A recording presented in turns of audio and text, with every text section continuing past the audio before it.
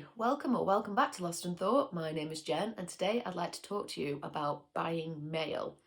Now I understand some people call it chainmail, but I prefer to call it mail, so it's up to you what you want to call it. Now there's a lot of different types of mail out there, and I can understand it can be very confusing, especially for a first time buyer, to know which one to buy. So hopefully through this video we'll run through the different types and you can find out what is the best for your purpose. And that is the first point. What is the purpose? Why do you want to buy mail? Do you want it for reenactment? So do you want it highly authentic? Do you just want it to display? And in that case, it doesn't really matter how authentic it is. It's up to you what you want to buy. Do you just want the cheapest thing available? Or are you doing something like LARP? So looking at the different types will give you a better idea at what is best for you to spend your hard-earned cash on.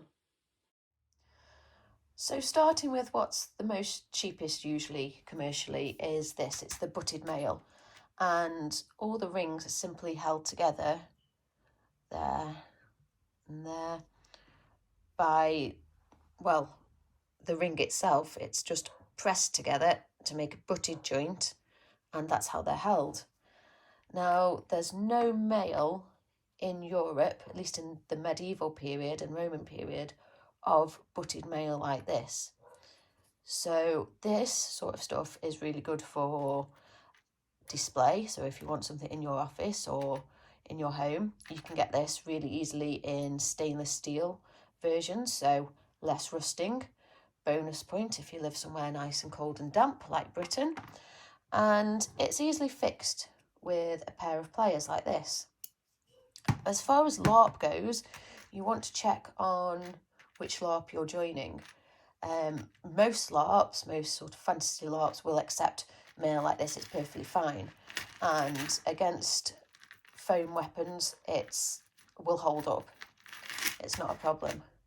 Once you start using steel weapons against it, however, these rings can very easily, I mean, I can just use my fingers and I can give it a good bend.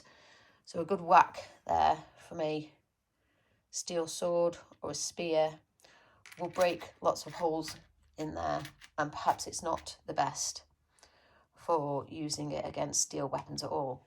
So if you're after something a little bit better for reenactment, something more authentic, then riveted is definitely the way to go. And again, there's different types of riveted mail. I've got two examples here, and both of these examples are round rivets because the rivet that holds the rings together are these little tiny round rings. These again are two different types of riveted mail. This one is a flat solid ring. So we've got these solid pieces here, almost like washers, and the part that's riveted itself is on this round wire. On this side, however, it's quite different.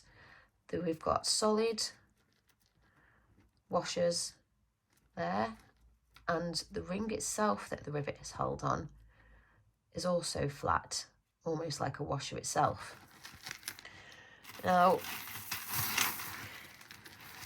you can see visually they're quite similar. This one looks more dense. A couple of steps back, that looks way more dense than this one. Oh, I've got a hole there. I know.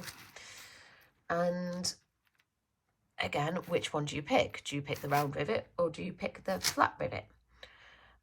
And the problem is with commercial mail is it doesn't really resemble the things that we have from the medieval period or historically, because historically these would have been a little bit flatter. They wouldn't have been, when they'd been hammered, they wouldn't have been perfectly round like they are now, but they still wouldn't have been flat as they are on this side.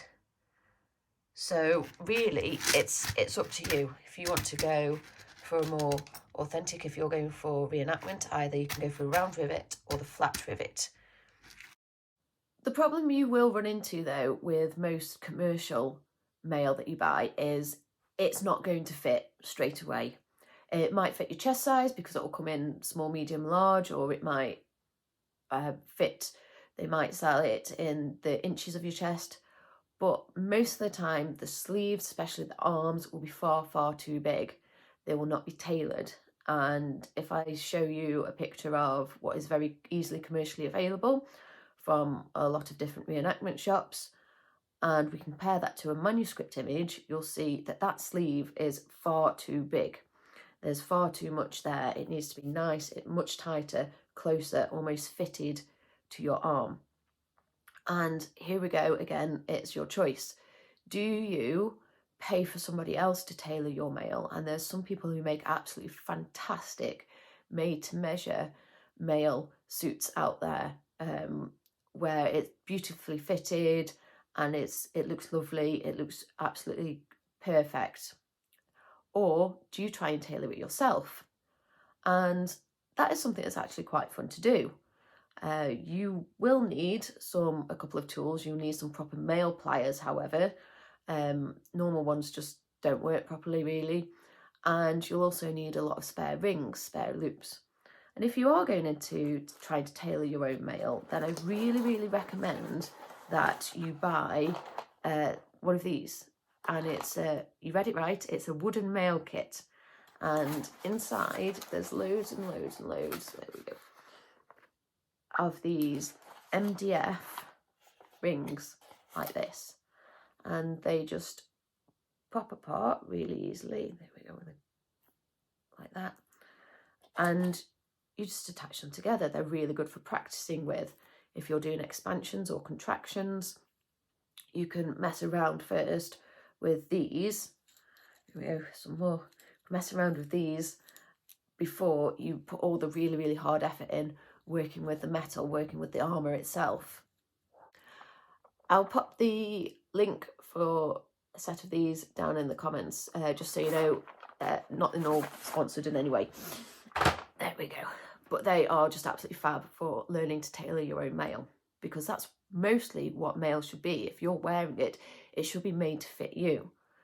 And it's one of those things, it's a really good thing to do on the Living History Camp if you're reenacting, to be repairing your mail or to be showing the public, you know, how we tailor it.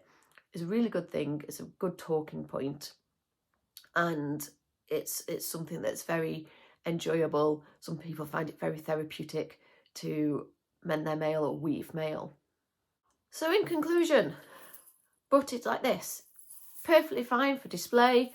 You can get it in stainless steel varieties so it doesn't rust. You can use it for quite a few different types of LARP. Excellent. Not very good at all for reenactment. Not entirely brilliant at stopping any steel weapons. For reenactment, then you really want the riveted mail. You really want the riveted stuff. Yes, it does cost a bit more, but you buy once and that's it. You're sorted. You don't need to buy again. If you buy butted and the rules of your reenactment group change, they want to become more authentic, then again you have to shell out again and you will need to buy one of these.